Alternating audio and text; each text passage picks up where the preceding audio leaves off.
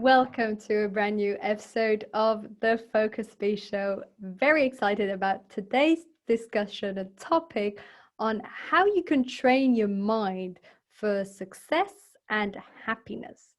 What I found is that a lot of the time there's a focus on the strategy. So we look at the different habits we can implement, on how to track our business KPIs, on what outcomes we need to reach in order to be successful, when actually 90% of it or 99% of it actually goes on in our own head. Before we even implement a strategy, we need to have the motivation. This is internal. We need to have ideas. This is internal. And creativity is an internal process.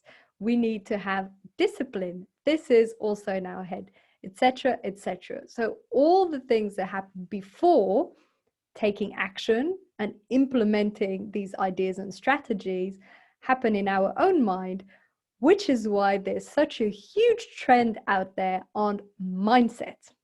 There's a reason. It's not just a fancy word. So let's break down today the key elements that determine a very proactive mindset that will serve you and not hinder you. The first part I'd like to look at is beliefs. When we have disempowering beliefs or beliefs that hold us back, this is when we are telling ourselves things like, I can't do this, or I will never be able to do that, or my personality isn't this way. For example, if you are someone who considers yourself to be quite shy, you might tell yourself, oh, I don't talk to people I don't know, or I don't like calling or cold calling other companies. I prefer writing an email. And you will tell yourself all these beliefs that confirm who you think you are. And this is keeping you safe. This is keeping you in your comfort zone. And as Tony Robbins explained, the greatest force in the universe is the need to be consistent with our own personality. Our identity. So if you feel that you are a shy person, you will do everything to confirm this. And this includes these beliefs that you may have about yourself. But there are also beliefs that you have about other people. Oh, all other people are mean, or people are always selfish, or people tend to be really kind and generous. Depending on which of these beliefs you adopt, this will impact how you react to people. If one of your core beliefs is that people are mean, if someone comes and wants to ask you something, you will shy away or ignore them. However, if you believe that the world is filled with nice and generous people, you will be more receptive and open. This is important because this is how you will treat everyone and everything, also in business and in your own life, depending on what you believe. If you're single and you want to be in a relationship and your belief is that all the great women or men out there are taken, how do you think you approach a networking event or people that you meet online if that's your core belief? A lot of the time, we're not actually aware of our own belief patterns, which is why they dictate our world without us noticing. Extremely inconvenient. You can become more aware of them through doing some introspective work. This can be through journaling, maybe meditating and pausing, or working with someone externally, such as a coach, maybe a mentor, because as you speak, they will pick up on this.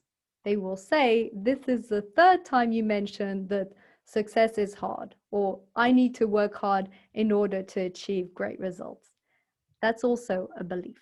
Maybe you don't need to work that hard and you will achieve just as great results.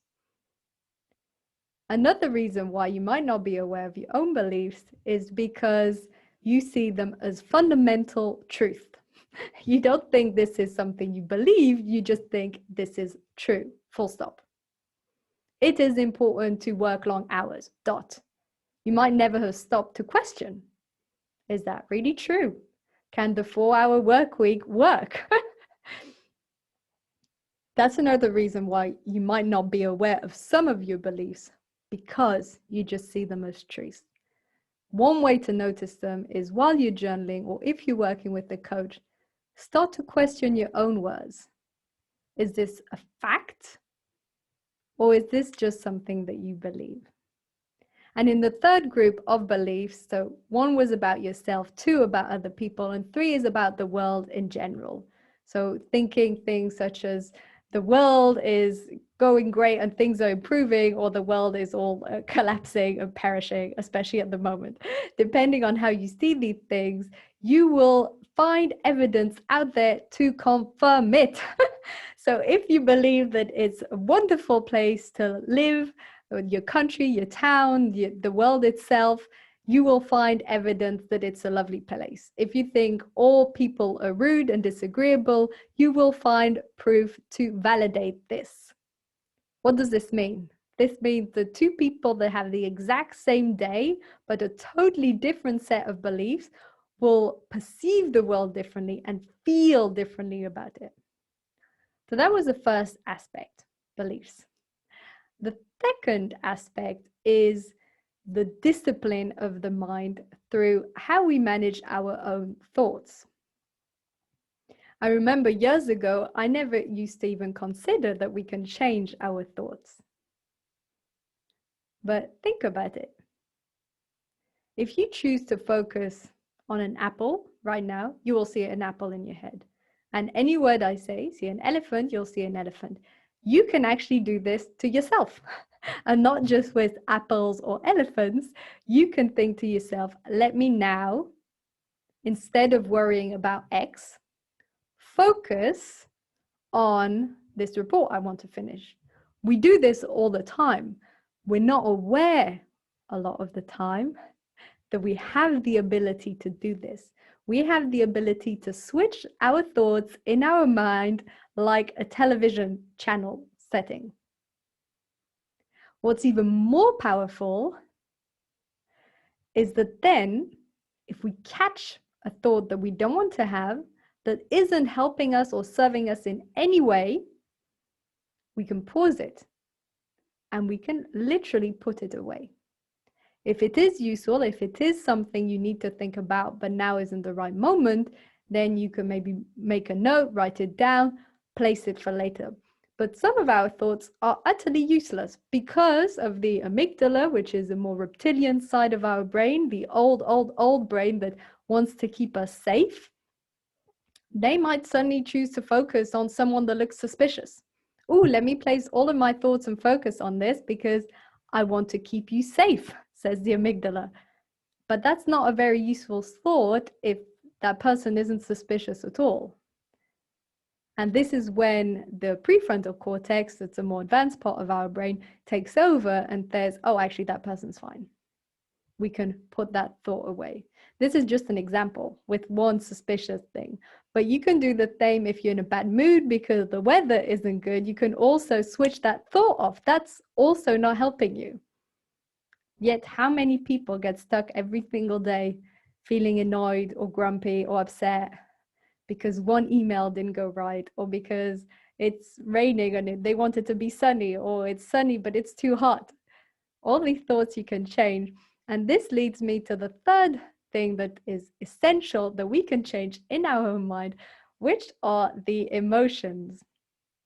This is a topic I'm really passionate about it. I will definitely cover more episodes and videos and articles on the topic of emotions, but very briefly, in the same way that we can manage our own thoughts, and yes, this is true, you can manage your own thoughts, you can also manage your own emotions.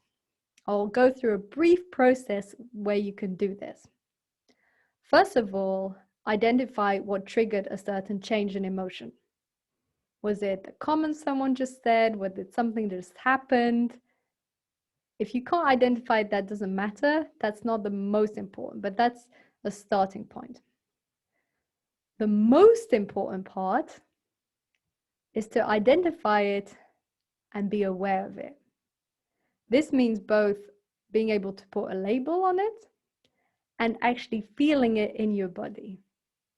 When you feel excited, your whole body feels totally different to when you're upset.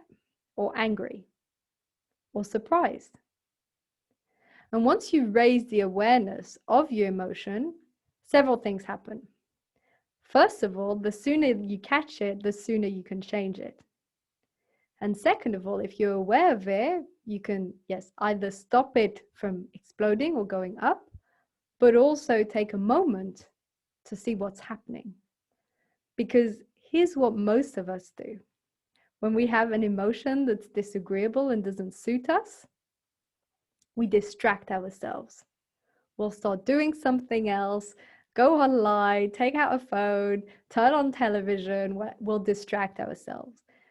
This works to change our emotions a bit, but doesn't really solve it deep down, because the emotion coming up is like a small child that wants attention. It says, listen to me. And if you just ignore it and get distracted, it comes back later. So coming back to my points, triggers, number one. Second point is awareness, noticing that emotion. And then it's taking a bit of time out. And this can literally be 2 minutes.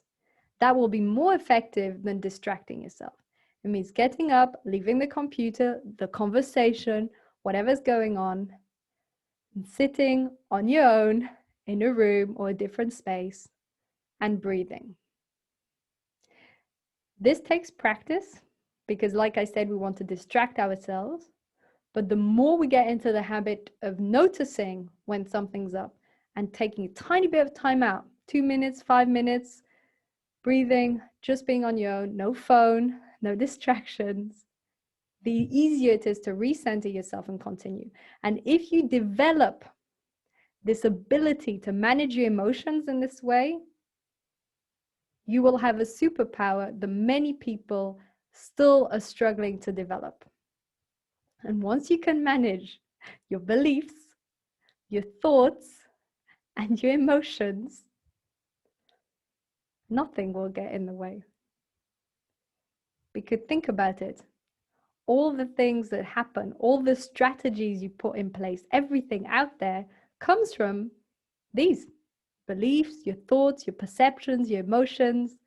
And when you're in control of them, then you can achieve any goal you want to, really. That part is easy. Managing your emotions is a lot harder. One last point about emotions is if you want to generate certain emotions in yourself to make yourself feel better, this is also part of emotional management. Then you can either use specific anchors, which are gestures or words or affirmations to put you in that state, or you can use something that generally changes your body and physiology. This can be certain type of breathing, it can be exercise, it can be going for a walk, it can be listening to a music that inspires you and makes you feel happy, but finding the things that provoke these emotions in you, and the more you put them in your life, the more you'll feel that way. It's like a mathematical equation. Add the things that bring you that joy, you will feel more joy and happiness. Add the podcasts or YouTube videos that inspire you, you'll feel more inspired. So this is an overview of some of the fundamentals and some of the fundamental ways of influencing your own mind so that you can achieve the success and fulfillment that you deserve, because it is my core belief, and this is a belief, that every person out there deserves to be happy, fulfilled, and successful with what they're doing. So implement these. Let me know how it works for you and what you've managed to transform in your own life. And thank you so much for listening. Bye.